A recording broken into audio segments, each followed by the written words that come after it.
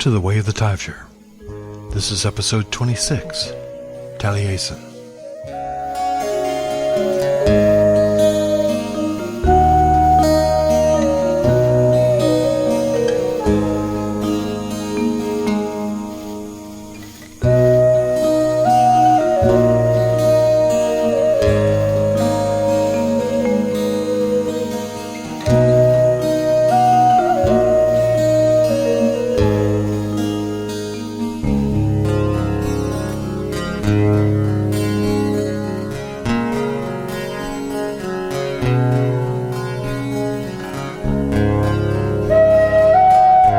This week's Celtic god is Borvo. Borvo is also known as Bormo, Bormanus, and Boris. Borvo is worshipped from Gaul to Germany and in other places throughout Celtic Europe. He is often equated with Apollo because of his association with the healing arts. He is a Celtic god of healing. Druids and Taibhsears of the Ovate or healing class often invoke the name of Borvo when performing ritual healing ceremonies. Some sing chants to Borvo while harvesting medicinal plants or making poultices and other medicines. His name means to bubble or to boil, and there are many mineral springs and healing pools throughout Europe that bear his name. The bubbling or boiling aspect of his name is also reminiscent of Ceridwen's boiling cauldron of inspiration and healing. Invoke Borvo when using healing energy or when you are in need of his strength due to health issues. If Borvo has come into your life, look to your health and seek healing.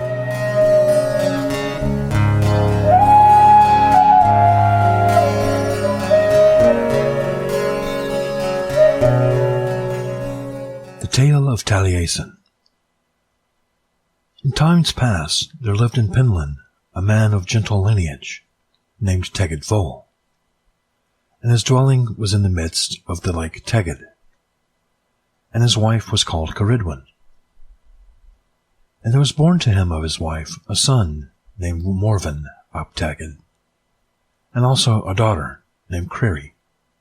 The fairest maiden in the world was she. And they had a brother, the most ill-favored man in the world, a Fagtu. Now Ceridwen, his mother, thought that he was not likely to be admitted among the men of noble birth, by reason of his ugliness, unless he had some exalted merits or knowledge.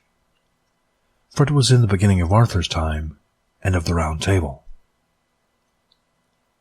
So she resolved, according to the arts of the books of the Fairlith, to boil a cauldron of inspiration and science for her son, that his reception might be honorable because of his knowledge of the mysteries of the future state of the world.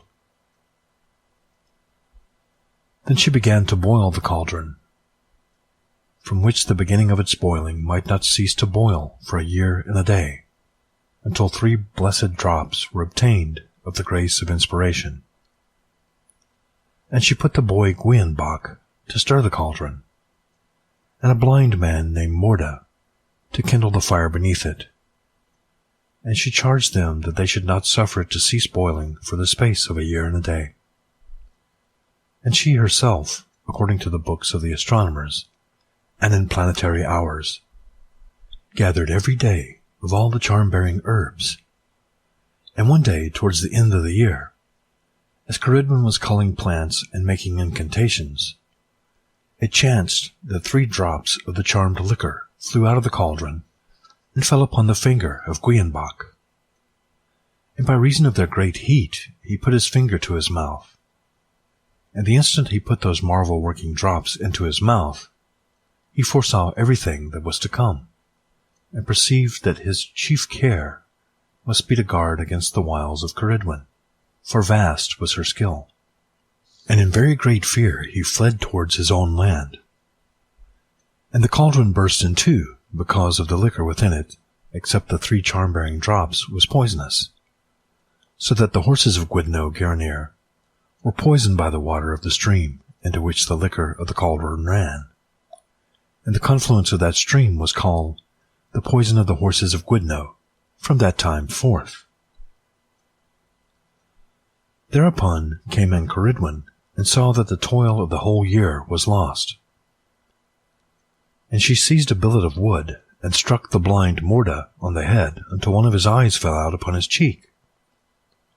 And he said, Wrongfully hast thou disfigured me, for I am innocent. Thy loss was not because of me. Thou speakest the truth, said Ceridwen. It was Gwienbach who robbed me. And she went forth after him running. And he saw her, and changed himself into a hare, and fled. But she changed herself into a greyhound, and chased him. And he ran towards the river, and became a fish. And she, in the form of an otter bitch, chased him under the water, until he was fain to turn himself into a bird of the air. She, as a hawk, followed him, and gave him no rest in the sky. And just as she was about to stoop upon him, and he was in fear of his death, he espied a heap of winnowed wheat on the floor of the barn, and he dropped down among the wheat, and turned himself into one of the grains.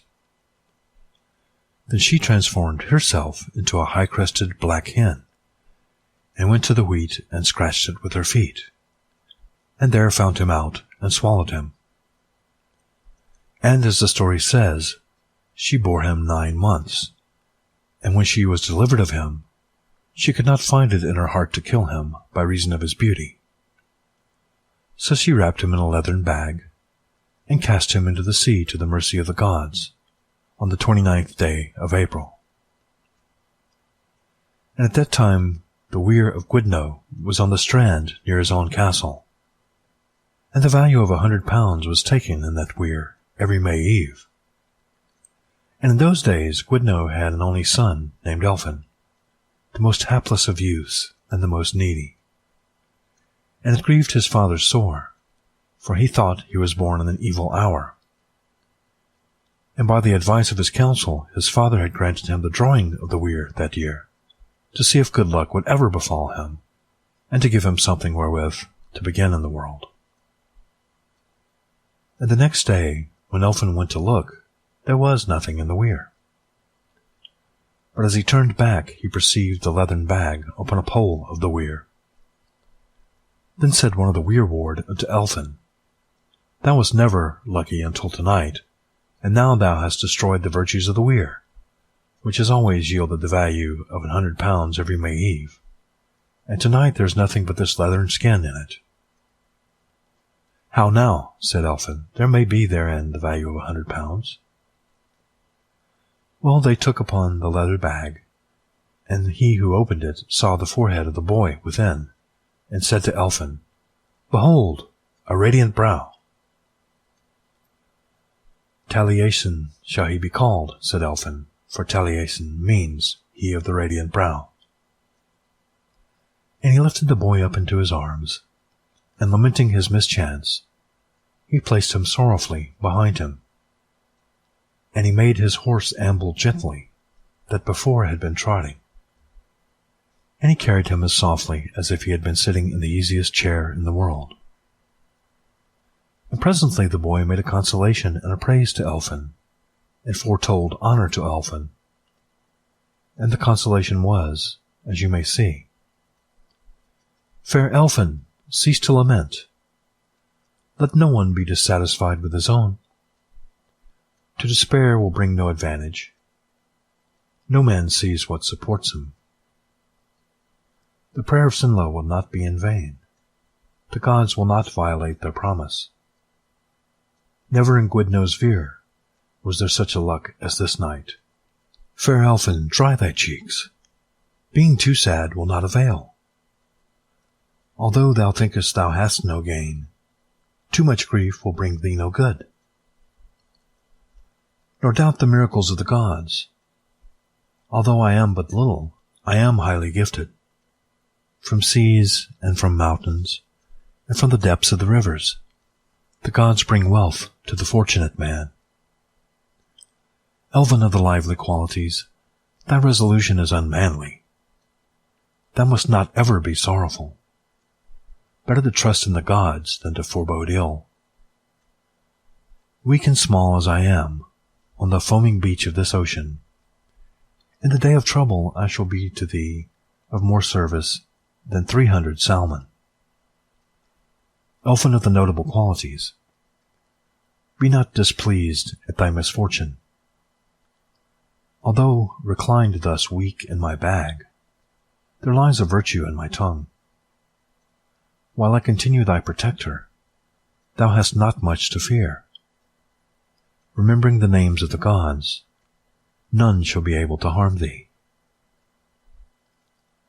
And this was the first poem that Taliesin ever sang, being to console Elfin in his grief for that the produce of the weir was lost, and what was worse, that all the world would consider that it was through his fault and ill luck.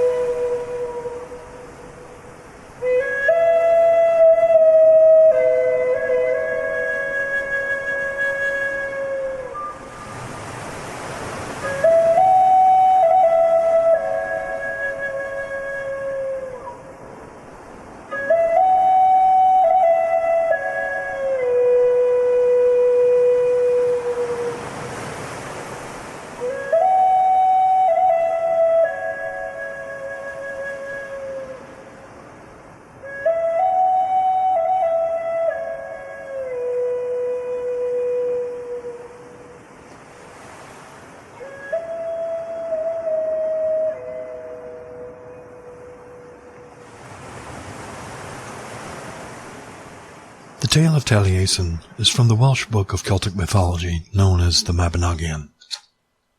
This book dates back to the 12th or the 13th century and is the earliest known collection of tales of the Celtic mythology of the British Isles.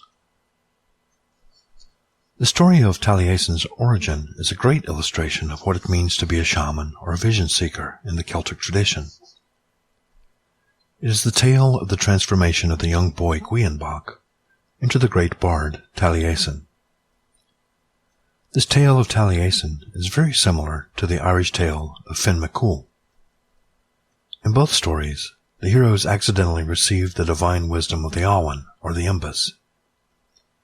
Even the names, Finn or Fionn, in the Irish tale, and Gwyn or Gwian, in the Welsh tale, are similar.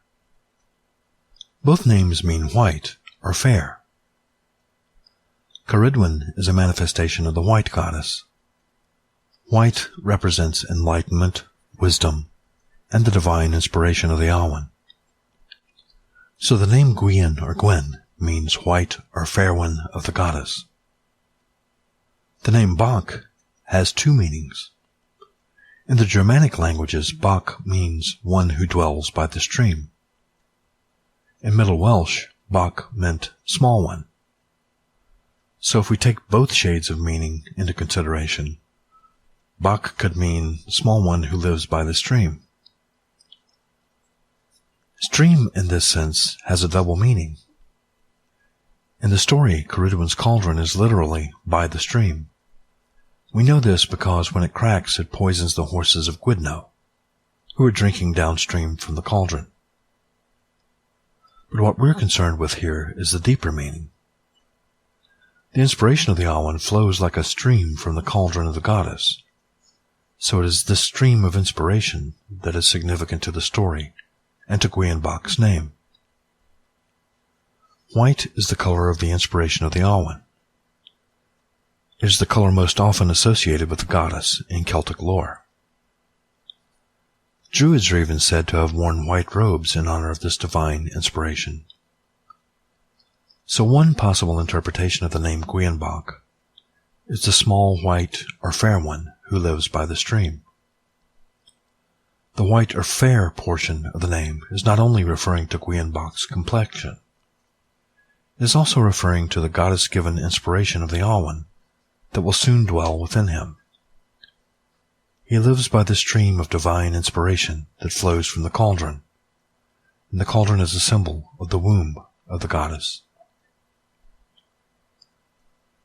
Near the end of the story, the boy Gwyn Bach, the small fair one who lives by the stream of inspiration, is transformed into Taliesin, he of the radiant brow. The significance of this name change is that our hero of the story no longer dwells beside the stream of inspiration. It is now radiating forth from within him. Specifically, it emanates from his brow. The Song of Avergan refers to the inspiration of the Awen or the Imbus as the fire in the head. And at the end of the story, this fire of inspiration is contained within the being of the bard Taliesin, radiating forth from his head or his brow. At the beginning of the story, Caridwen creates a potion of inspiration intended for her son, Avagdu. To create this potion, she consults with the books of the Fairlith. The Fairlith were a group of druid alchemists. Their home was a place known as Dinas Imris, or Dinas Afaran. This magical city-fortress may have been the Celtic equivalent of the Library of Alexandria. It was said to contain vast stores of knowledge on subjects like metallurgy, herbalism, and alchemy. The citadel was where the Druids went to achieve the pinnacle of their arts. It was the Harvard of Druid education. It was known as the City of Higher Powers, or the City of Ambrosia. The ruins of this ancient Iron Age fortress are on a rocky and wooded hill in northwest Wales. It was a real place, and not merely the stuff of legend. Only the best of the best went there to learn. So when Caridwen consulted with the books of the Fairlith, she was seeking the highest knowledge available in the world at the time. Because of her son's ugliness, Caridwen creates this potion of inspiration for her son. She does so in the hope that it will grant him great wisdom so that he might be accepted into the company of noble men by virtue of his wisdom and great knowledge, instead of by virtue of his appearance. According to the story, he's quite ugly. In a time where kings were ineligible to continue their reign if they had any blemish at all whatsoever, Caridwen's obsession with Avagdu's looks is perhaps understandable. Caridwen appoints the boy Gwyn Bach to tend the cauldron for a year and a day. While tending the cauldron, some of the charmed potion accidentally spills on his finger. When he places the burnt finger into his mouth to soothe it, he receives the wisdom and inspiration of the cauldron, and so becomes the bard instead of Avagdu. Note also that the name Avagdu means utter darkness. In other words, there is no light within him. Caridwen's potion of inspiration of the divine light of the Awen was intended for her son Avagdu, but Gwienbach received it instead.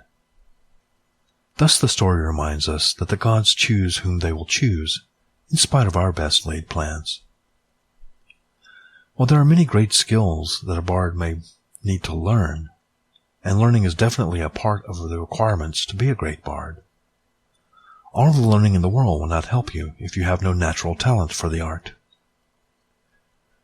Fate or the gods choose Gwienbach instead of Avagdu to receive the divine inspiration of the Awen, presumably because Gwienbach possesses something that Avagdu does not, a natural talent for the bardic arts.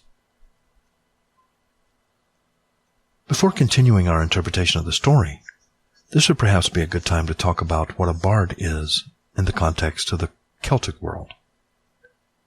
In modern usage, the word bard simply means a songwriter or a playwright, or maybe a composer of verse and prose. An ancient bard, however, was all of these things, but he or she was also much more. Celtic magic is deeply concerned with the naming and the calling of things. To know a person's given name was to have great power over that person. Celtic magic recognizes that language constructs reality.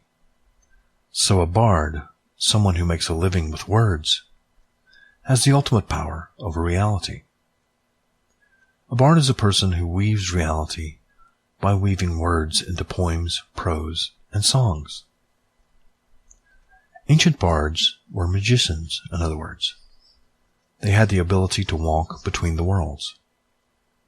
They used their powers for divination, and to bless and curse, and to heal and destroy.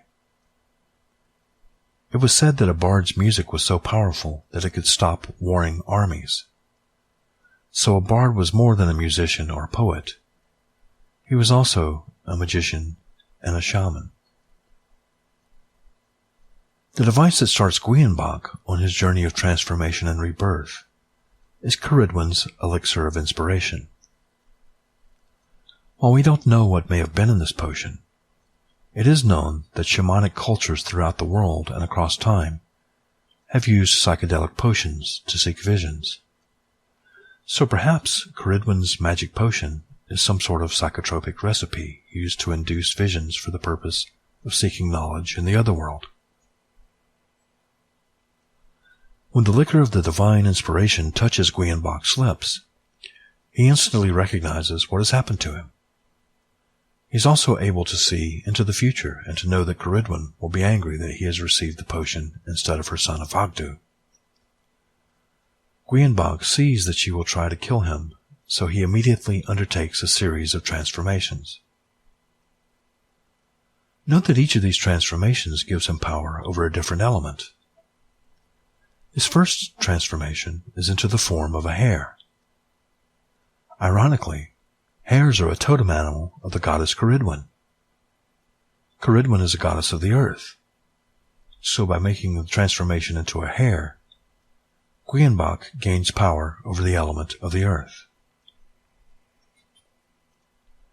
Next, Taliesin transforms himself into a fish. This tale doesn't specify what sort of fish Taliesin transformed himself into, but one tradition has it that the fish was a salmon. The salmon of wisdom figures prominently in the Irish mythological tale of Finn McCool, and it fits well with the general theme of the story here, as the boy Gwienbach is steadily gaining wisdom through the inspiration of the Awen. By transforming himself into a salmon, he gains power over the element of water. Next, Gwienbach transforms himself into a bird of the air. Again, the story from the Mabinogion doesn't specify which type of bird Gwienbach changes himself into. But the wren is often used here, because the wren is the druid bird.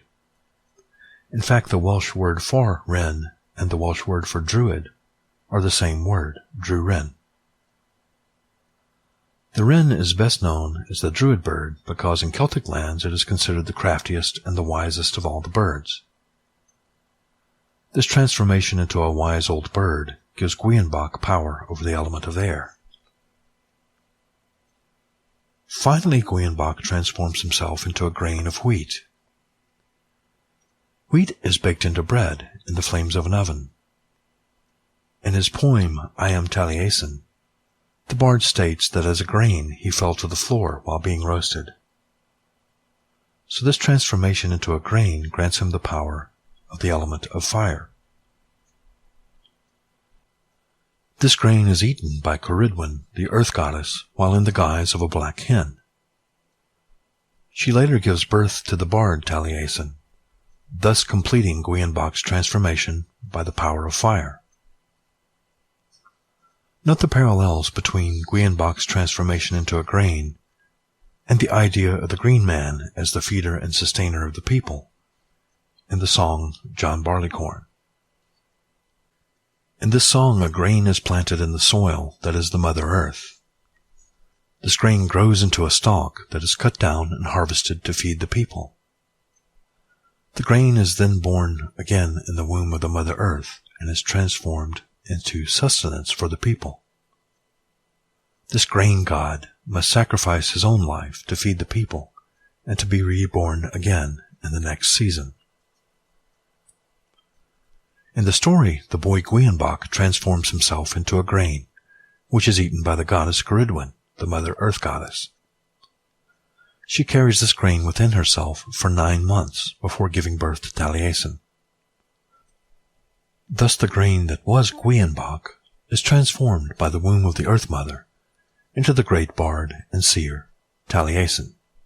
Shamanic cultures all over the world have associations with caves and earthen mounds.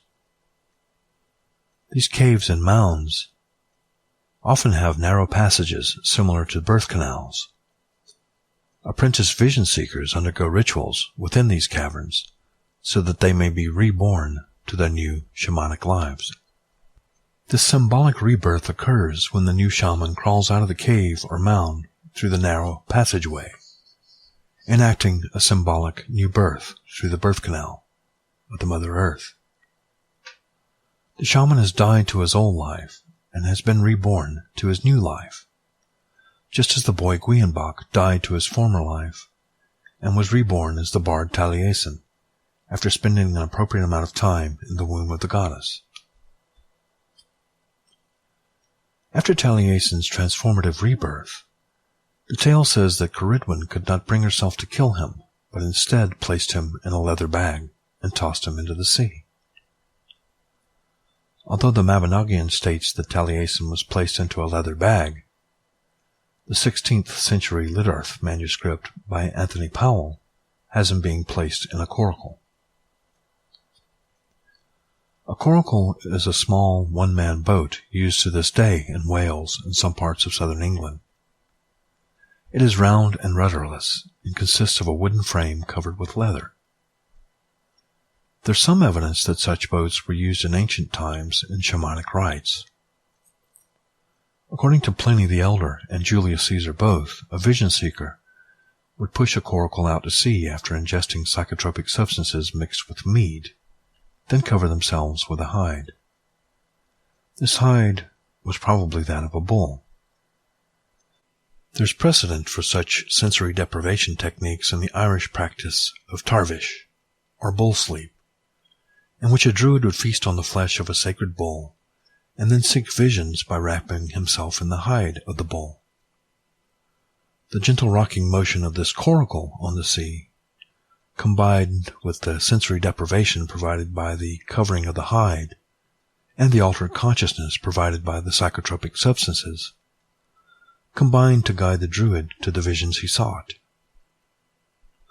Interestingly, a coracle is round and roughly cauldron-shaped, and is therefore another great symbol of the womb of the goddess. So when Taliesin was drawn out of the weir, he was reborn for a third time. For those who seek the way of the vision seeker, the tale of Taliesin is a perfect template. Gwienbach was chosen by the gods because of his natural talent. Then, through the inspiration of the Awen, he transforms himself several times, mastering all the elements. Finally, after gaining command over all these elements, he is born again 3 times, once from the cauldron, once from the womb of the goddess, and once from the coracle when he's drawn out of the weir by Elfin. Thus the boy Gwienbach, through the way of the Taibhsear, is reborn as the bard Taliesin.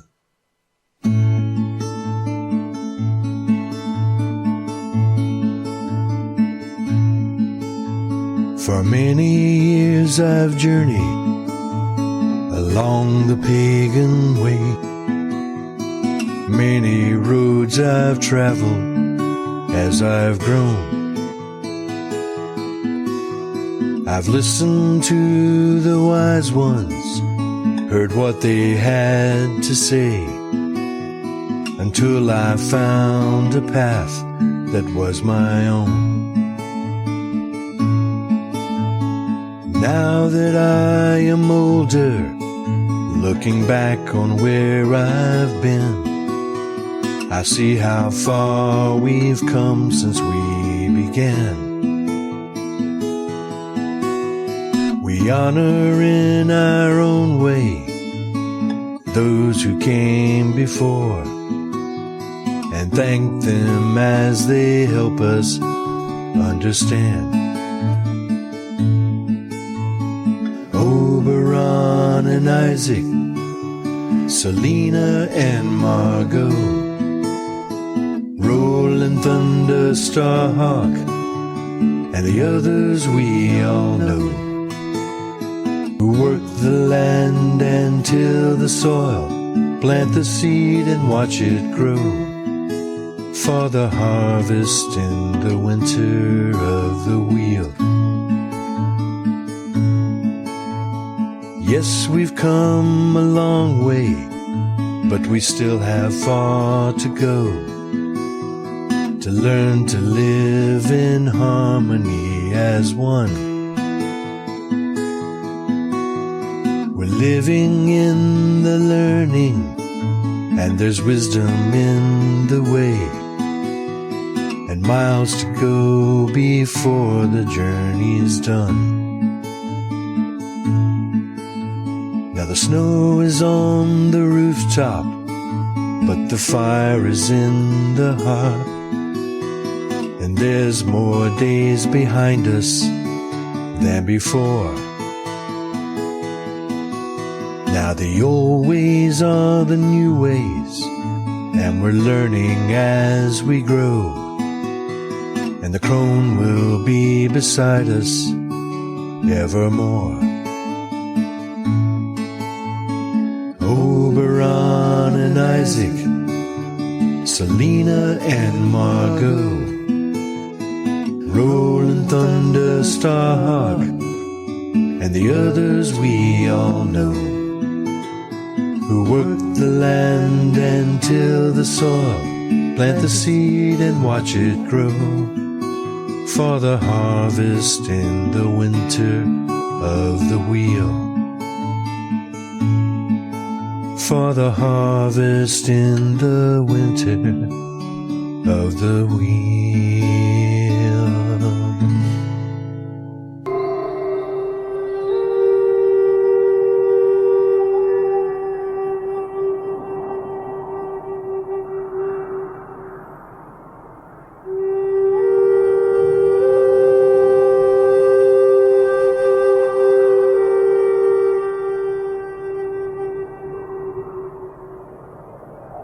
This Awen of Air meditation is used to seek the Awen in matters associated with prosperity and vitality in your life.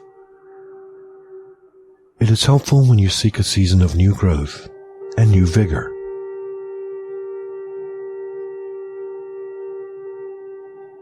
The direction of the air is east. It may help when performing this meditation to face eastward if possible. This meditation is especially powerful if done while facing the rising sun. The season associated with the awen of the air is the spring. As you begin this meditation, visualize the sunrise on the first day of spring. As you inhale, your breath is becoming the yellow light of the sun. Each inhaled breath draws more of the sun's life-giving energy into your body.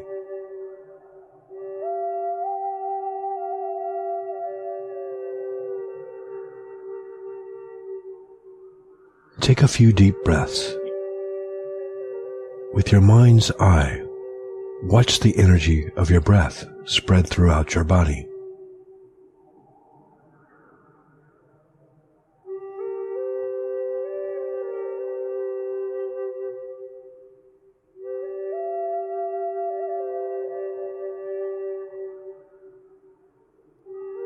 As you continue to breathe, picture yourself sitting on a mountainside. The mountain is covered with the first flowers of spring. You can smell their fragrance on the breeze.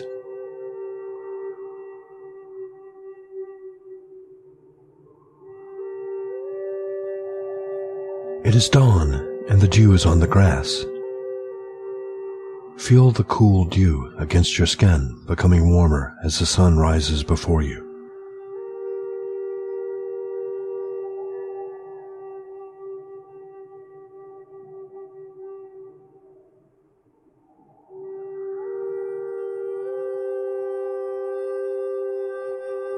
The awen of the air is the awen of taking action. As you breathe in the warm spring air on this hillside, what action do you need to take in your life to bring about new growth and new direction?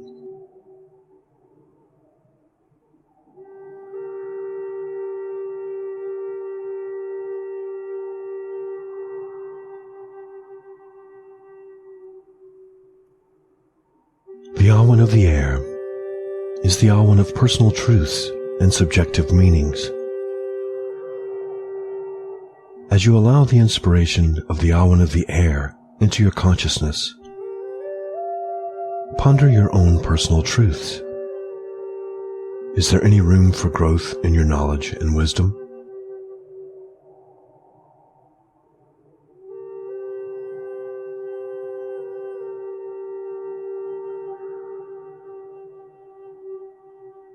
What seeds would need to be planted in order for you to achieve greater vitality and prosperity in your life?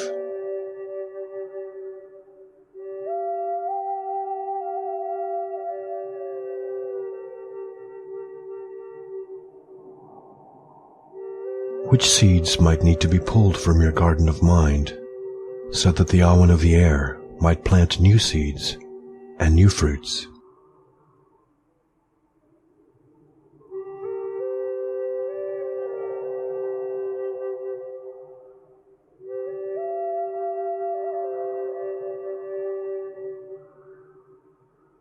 The awen of the air is the awen of the farmer. Allow its inspiration to till the soil of your mind so that it may plant new ideas, new beliefs, new wisdom, and new inspiration deep in the soil of your consciousness so that you may reap a bountiful harvest when the time comes.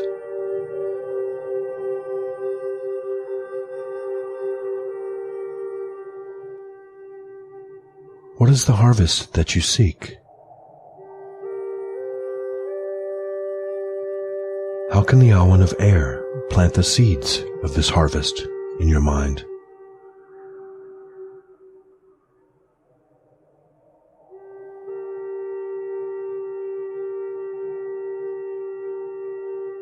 What will you do to till the soil and work the land?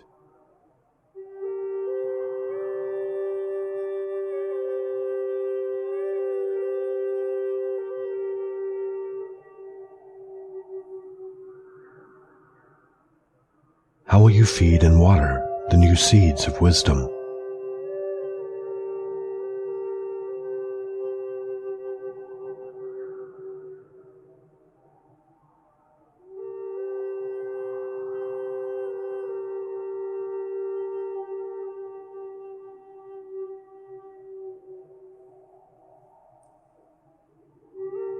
The farmer gently and lovingly labors in her fields, tending her crops until the harvest. How might the way of the farmer help you to cultivate the change you wish to see in your life?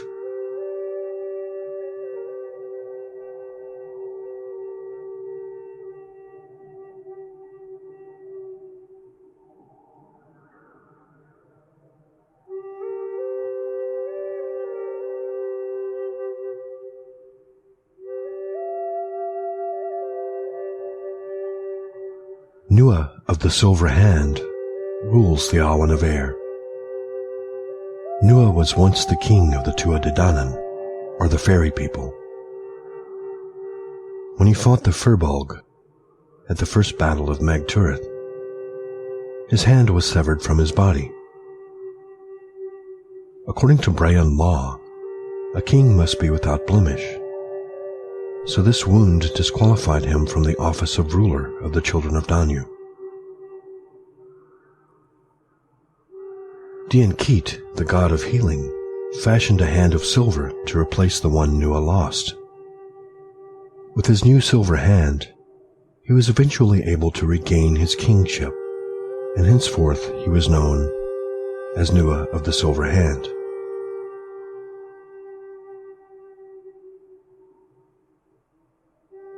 Although Nua had many adventures, he eventually relinquished his throne to the sun god Lu. In what ways have you abdicated rule over your own life? How might the Awen of Air help you to restore you to your rightful place?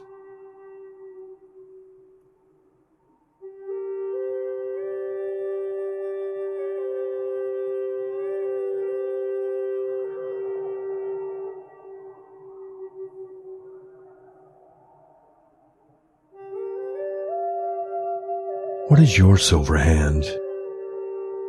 What has been cut away from you to be replaced by the God of healing?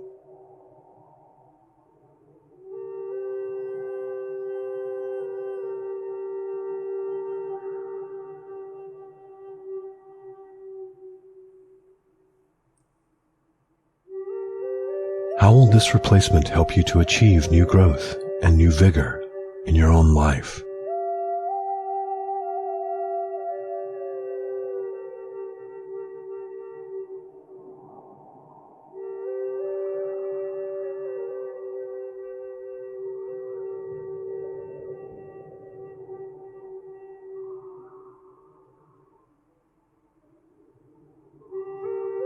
Danu's gift from the Awen of the Air is the Sword of Nua.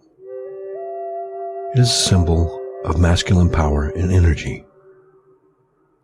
No one ever escaped this sword once it was drawn, and no one could resist its power. What is your Sword of Nua? What irresistible power can the Awen of Air bring to you?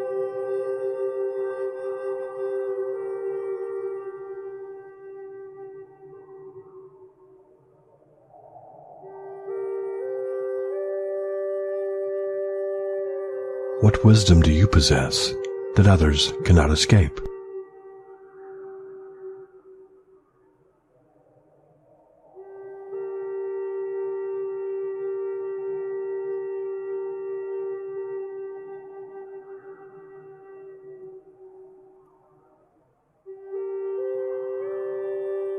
What masculine energies are influencing your life right now? What is your relationship to them?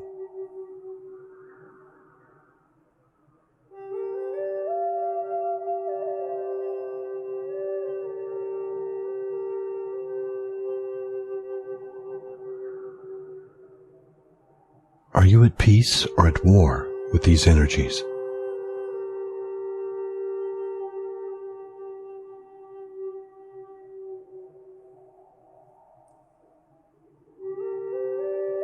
might your relationship to these energies change for the better?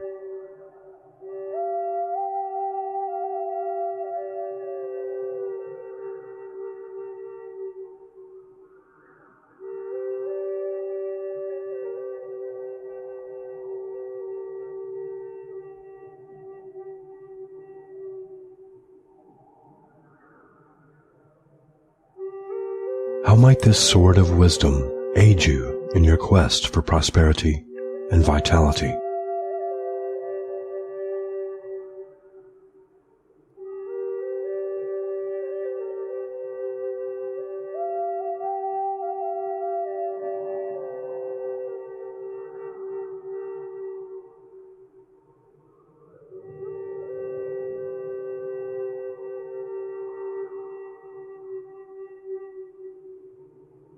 As this meditation draws to a close, thank Danyu, thank Nua, and thank Lu for the sword of wisdom they have bestowed upon you during this meditation.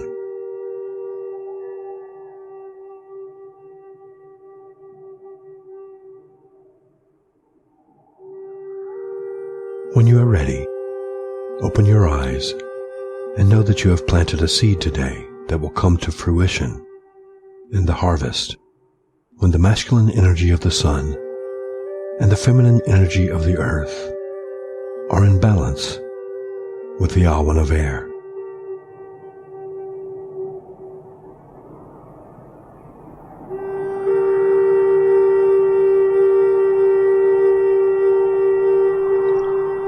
The triad of the earth path of the order of the Taibhsear is the Ogham, animal wisdom, and deep ecology. Starting with today's podcast, we're adding a new feature to the show, the Green Corner. This segment of the podcast will feature sustainable living topics. The Green Corner will discuss ways in which we may all live in harmony with nature. This week we'll start with a series on green transportation.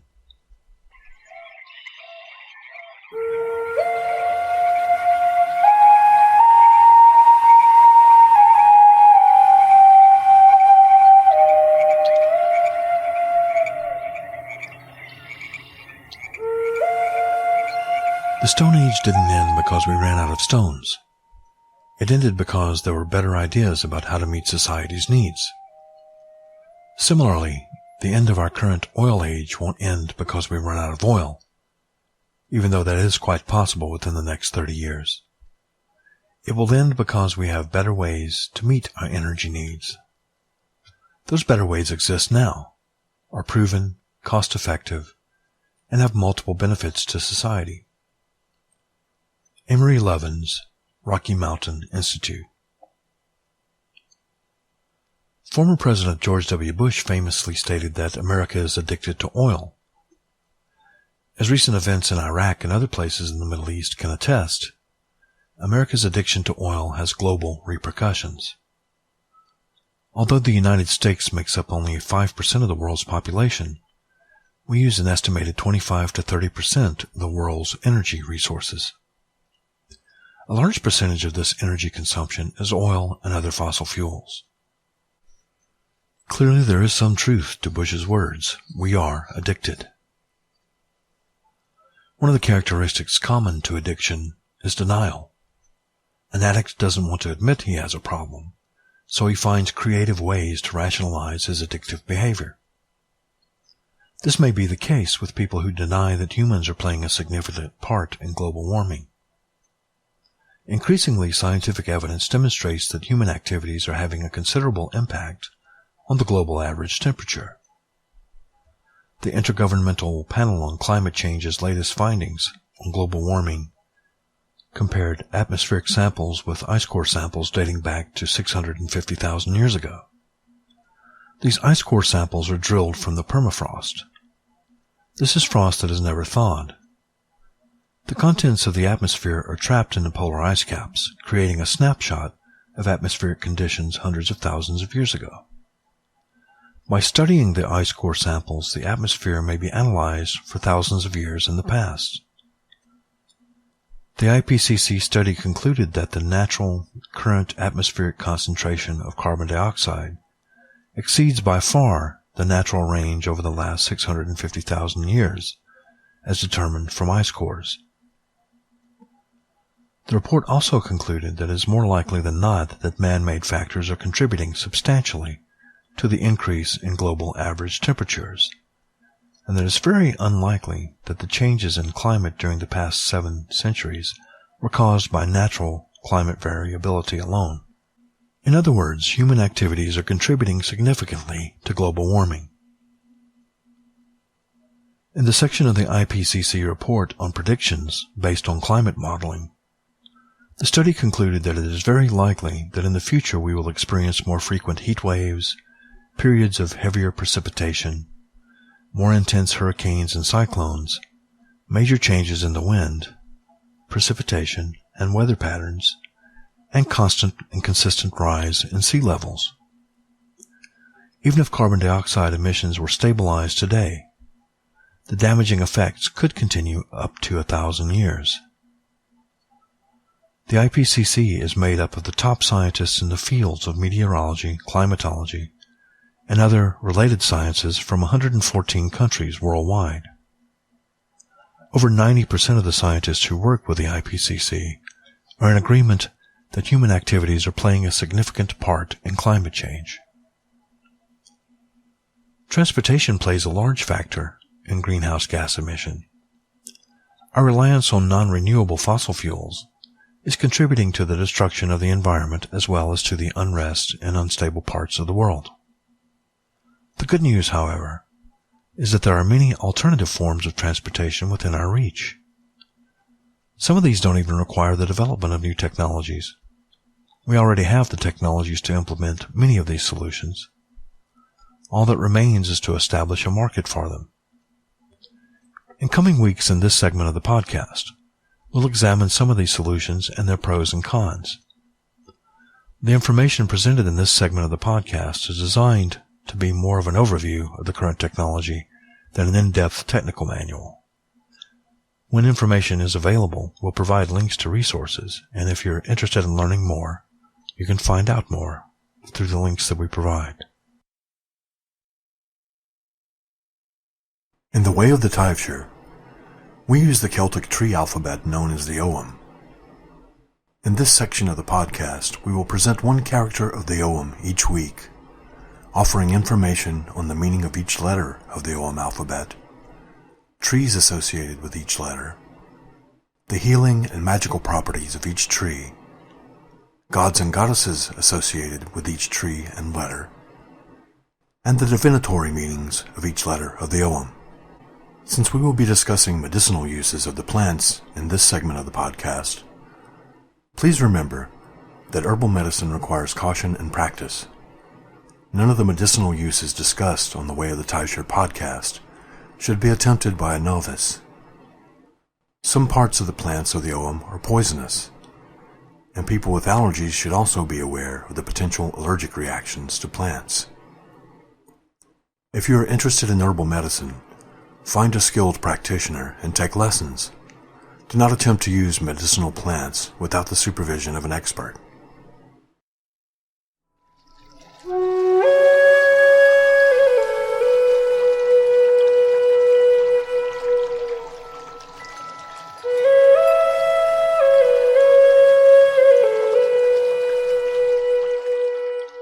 The letters TH in the Ogham alphabet are represented by Or. Its divinatory meaning is talent, creativity, and genius. In Europe, the tree used for this letter is the spindle tree. It was so named because its wood was used for making spindles for spinning wheels. In the United States, many orders use the arrowwood for this plant. Since the Order of the Taibhsear's home is in the mountains of the Carolinas, we use the pink dogwood for this letter of the Ogham. Healing properties. An infusion of the bark of the pink dogwood stimulates digestion in small doses. In larger doses, it causes stomach irritation and possibly even vomiting. This infusion is also a mild diuretic and aids in promoting regular bowel movements. It's especially good for treating ailments of the liver. During Civil War times, an infusion of the bark was used to treat symptoms of malaria. A tea made from the blossoms of the pink dogwood has astringent properties when used topically. It's also a stimulant and a tonic. Native Americans of the Carolinas, including the Cherokee, made toothbrushes out of twigs of dogwood by chewing on the end. Magical uses of the pink dogwood. Dogwood is an especially potent protector herb. It keeps writings and meetings secret. Because of this, if you make an oil of the flowers and seal your letters with this oil, its magic will keep your communications safe from prying eyes. Make a charm out of dogwood and carry it in your crane bag for added protection. Dry the flowers in the bark and then crush them together and use them as incense when crafting protective spells. Place a few drops of the sap of the dogwood into a handkerchief or a scarf. At midnight on Midsummer's Eve, say a wish 3 times, then carry the kerchief with you until your wish comes true. The pink dogwood is the tree of balance. It helps you to understand your shadow side and to express it in positive rather than negative ways. Its magic helps you to communicate clearly with those around you and to avoid misunderstandings. It's a tree of endings as well. If you have difficulty completing tasks, a charm of pink dogwood will help you to see through to your objective. A wand of pink dogwood may be used in divination to help you find a solution to a difficult problem. Dogwood's magic helps you to put aside masks and pretensions and to find your true self. Gods and goddesses associated with Ur are Ingus MacOg and Ostara.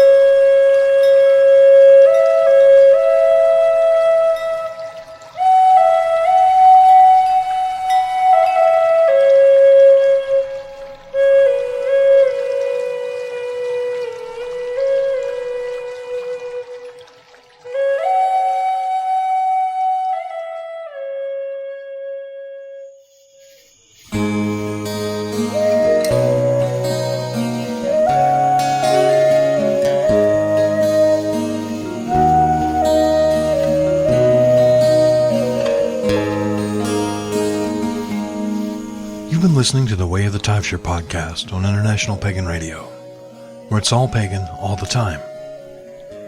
This has been episode 26, Taliesin. Music on this episode featured Mists of Manannan by Taibhsear and Winter of the Wheel from the upcoming album of the same name by Shenka the Vate, due out in fall of this year. If you'd like to be notified when the Winter of the Wheel album is available, visit shenkathevate.com. That's SENCHATHEVATE.com. The Way of the Taibhsear is the official podcast of the Order of the Taibhsear. You can learn more about us at taibhsear.com.